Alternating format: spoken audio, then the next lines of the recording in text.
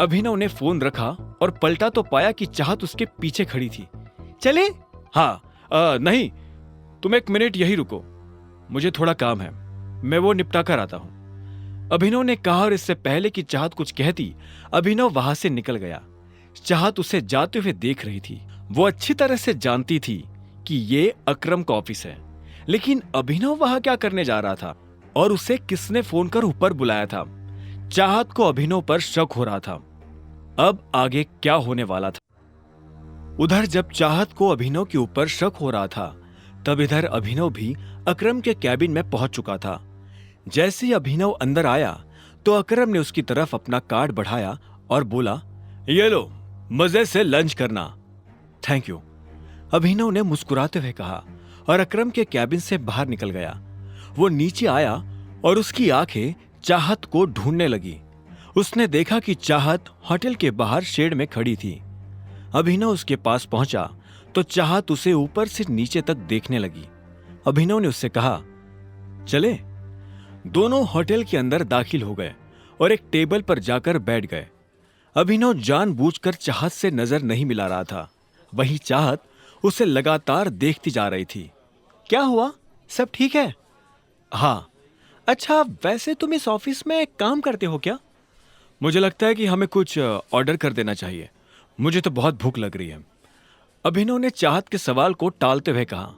चाहत ने उसे देखा और एक पल के बाद बोली, तुम मुझसे कुछ छुपाने की कोशिश कर रहे हो क्या? क्या?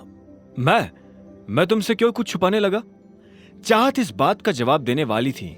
बात उसकी जुबान पर आ ही गई थी कि इतने में वेटर उन दोनों की बातों के बीच खलल डालने के लिए आ गया। अभिनव और चाहत ने वेटर को ऑर्डर दिया और वेटर वहां से निकल गया, लेकिन चाहत अपना सवाल भूली नहीं थी। उसने बात को घुमाते हुए पूछा, तो तुम क्या करते हो? मैं AK प्राइवेट लिमिटेड में एक छोटी सी नौकरी करता हूं। अच्छा, ये तो अकरम जी की कंपनी है ना? अभिनव ने जवाब में हाँ में सिर हिला दिया। इससे पहले कि चाहत आगे कोई सवाल करती, इतने में एक लड़का चाहत के बगल में आकर खड़ा हुआ और बोला, हेलो गॉर्जियस। चाहत ने पलटकर देखा तो पाया कि एक सुंदर सा लड़का फॉर्मल्स पहनकर उसके पास खड़ा था। जैसे उसकी नजर चाहत से मिली तो उसने कहा, यू आर सो ब्यूटीफुल। मैं आना तो नहीं चाहता था, लेकिन मेरा मन नहीं माना। क्या मैं तुम्हें एक बढ़िया सी ट्रीट ऑफर कर सकता हूं? उस लड़के ने कहा। उसकी आंखों में एक शरारत भरी मुस्कान नजर आ रही थी। चाहत उसकी नीयत समझ चुकी थी और अभिनव को भी यह समझ आ गया था कि वो किस नीयत के साथ यहां खड़ा था। ऐसे में उसने भी लड़के को टालने के लिए गंभीरता से कहा, तुम्हें नजर नहीं आ रहा? वो पहले ही मेरे साथ डेट पर है। उस आदमी ने अभिनव की तरफ देखा और बोला, ओह अच्छा, मुझे तो लगा कि तुम इसके छोटे भाई हो, पर चलो, अब जब तुमने बता ही दिया है कि तुम इसके साथ डेट पर आए हो, तो मैं तुम्हें बहुत प्यार से कह रहा हूं, निकल लो। यह सुनकर अभिनव को बुरा लगा, लेकिन उसने कुछ नहीं कहा। तुम इतनी सुंदर हो, तुम्हें देखकर लगता है कि तुम किसी वेल टू डू फैमिली से आती हो। डोंट माइंड, लेकिन तुम्हें इस तरह के लड़कों के साथ डेट पर नहीं आना चाहिए। Standard is important, right? तुझसे किसी ने कहा ज्ञान देने को? अभिनव ने बीच में आते हुए कहा। उस लड़के ने अभिनव को घूरते हुए देखा और फिर से चाहत की तरफ देखकर बोला, तुम प्लीज मेरे साथ आओ, ट्रस्ट मी, मैं तुम्हें कोई प्रॉब्लम नहीं होने दूंगा। तो इतने में अभिनव अपनी जगह पर खड़ा हुआ और उसने उस लड़के का कॉलर पकड़ लिया। अरे अरे, ये क्या हो रहा है? अरे ये क्या कर रहे हो? छोड़ो उसे। हर कोई अभिनव की इस हरकत को देखकर हैरान हो गया। अभिनव को भी एहसास हुआ कि उसने लड़के को कुछ ज्यादा ही पीट दिया था। ऐसे में उसने हाफते हुए उसे छोड़ दिया। वो लड़का खड़े रहने लायक भी नहीं बचा था। अभिनव को जब होश आया तो उसने उस लड़के को ऊपर से नीचे तक देखा तो उसे बहुत बुरा लगा। वो ऐसा कुछ करना नहीं चाहता था, लेकिन अगर वो ये नहीं करता तो वो लड़का चाहत को परेशान करता रहता। अभिनव पलटा और चाहत को देखने लगा। चाहत दूर खड़ी होकर मुस्कुरा रही थी। उसकी मुस्कान में अभिनव को एक तरह की शांति नजर आ रही थी।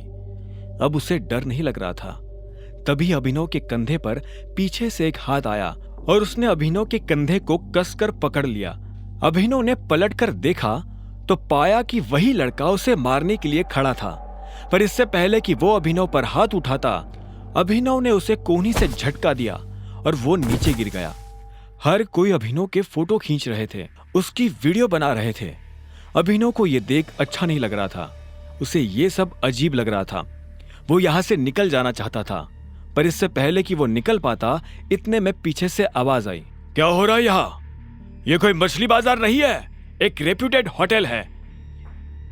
ये आवाज और किसी की नहीं बल्कि होटल के मैनेजर की थी। तुम्हारी हिम्मत कैसे हुई हमारे वीआईपी कस्टमर के ऊपर हाथ उठाने की? क्योंकि इस आदमी ने हम लोगों को परेशान किया।